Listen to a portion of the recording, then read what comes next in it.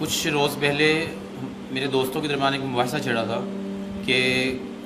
کامیاب زندگی گزارنے کے لیے مسلمان ہونا ضروری نہیں ہے۔ میرا آپ سے یہ سوال ہے کہ اسلام میں کامیاب اور خوشحال زندگی کا تصور کیا ہے، اور وہ تصور ہماری جو موجودہ ایک کانسیپٹ ہے کامیاب زندگی کا، اس کو کس حد تک پورا کرتا ہے؟ دیکھیے، بنیادی طور پر فرق اس سے واقع ہوتا ہے کہ اگر تو وہ شخص سمجھتا ہے زندگی بس یہی دنیا کی زندگی ہے، اس کے بعد کوئی زندگی نہیں، تو کامیابی کے معیار پھر وہی ہوں گے جو آج دنیا میں ہے۔ جس کے پاس دولت زیادہ ہے وہ کامیاب، جس کے پاس عزت زیادہ ہے وہ کامیاب، چاہے وہ عزت جو ہے وہ غنڈہ گردی کے ذریعے سے اس نے حاصل کی ہو، اور جو صاحب اقتدار ہے وہ کامیاب، جس کی جائیداد بہت ہے وہ کامیاب، جو بہت اونچا افسر بن گیا وہ کامیاب۔ اب کامیابی کے تو یہی تصورات اس معاشرے میں ہوں گے کہ جس میں یقین جو ہے آخرت کا نہیں ہے، کہ اصل زندگی آخرت کی زندگی ہے۔ لیکن جسے معلوم ہو کہ یہ زندگی تو یہ صرف دیباچہ ہے کتاب زندگی کا، اصل زندگی تو موت کے بعد شروع ہونی ہے، اور عالم برزخ جو ہے اس کا پہلا قدم ہے، پھر عالم آخرہ ہے جو ختم ہونے والا نہیں ہے، اس کی کامیابی تو اس کی کامیابی ہے۔ تو ظاہر بات ہے کہ اس کو یہ سوچ دیکھنا پڑے گا کہ مجھ کو کامیاب ہونے کے لیے کیا چیزیں مجھے ماننی ہیں، کیا چیزوں پہ مجھے عمل کرنا ہے، کن چیزوں سے مجھے رک جانا ہے، اور کن چیزوں کے اوپر جو ہے عمل درآمد کرنا ہے، تب اس کا معیار بدل جائے گا بالکل۔ چنانچہ یہ بھی ہوگا، ایک شخص جو ہے اگر ان چیزوں پر عامل ہے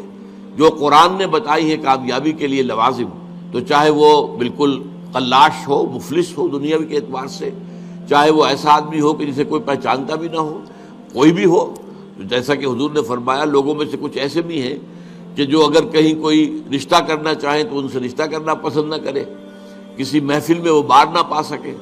لیکن یہ کہ اللہ کے ہاں ان کا یہ مقام ہے کہ اگر وہ بھولے سے بھی کسی بات پر قسم کھا بیٹھے تو اللہ تعالیٰ ان کی قسم پوری کرے گا۔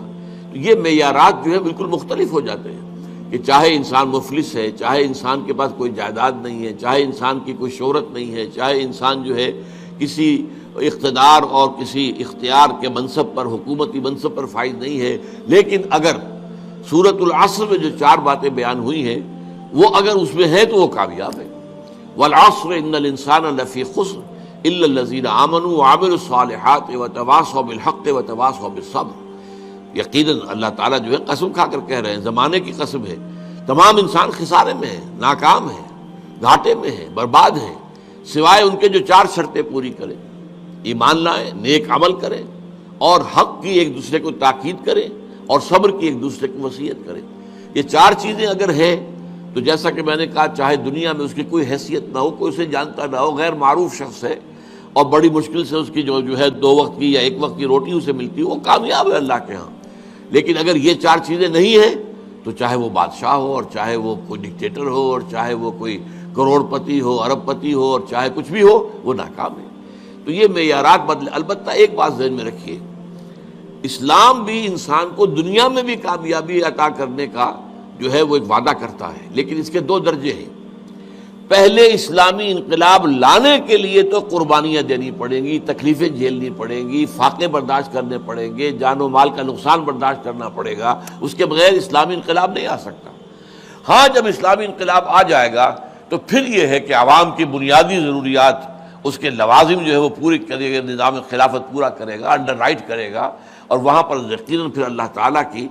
رحمتوں کی بارش ہوگی، اور نعمتیں جو ہے جیسا کہ ایک حدیث میں آیا ہے کہ آسمان سے بھی بارش ہوگی اللہ کی نعمتوں کی، اور زمین میں سے بھی چشمے ابلیں گے اللہ کی نعمتوں کے، اگر اللہ کا دین کہیں قائم کر دیا جائے تو گویا کہ اس اعتبار سے خوشحالی بھی ہو جائے گی۔ لیکن وہ بات کی بات ہے، پہلے تو ایک باطل نظام کو جڑ سے اکھیڑنا اور اس کی جگہ اسلامی نظام کو، نظام حق کو، دین حق کو قائم کرنا، یہ جو ہے بڑا جانگزل کام ہے، اور اس کے لیے تو بڑے ظاہر بات ہے کہ قربانیاں دینی پڑیں گی، جد و جہد کرنی پڑے گی، جس کا نقشہ ہمارے سامنے حضور صلی اللہ علیہ وسلم اور صحابہ کرام رضوان اللہ تعالی علیہم اجمعین کی شخصیت کے سامنے آتا ہے۔ تو یہ چند باتیں ہیں جو بنیادی طور پر میں آپ سے عرض کر سکتا ہوں اس مسئلے میں۔ دین کی بات پھیلانا صدقہ جاریہ ہے، ثواب کی نیت سے ویڈیو کو شیئر ضرور کیجیے۔ جزاک اللہ۔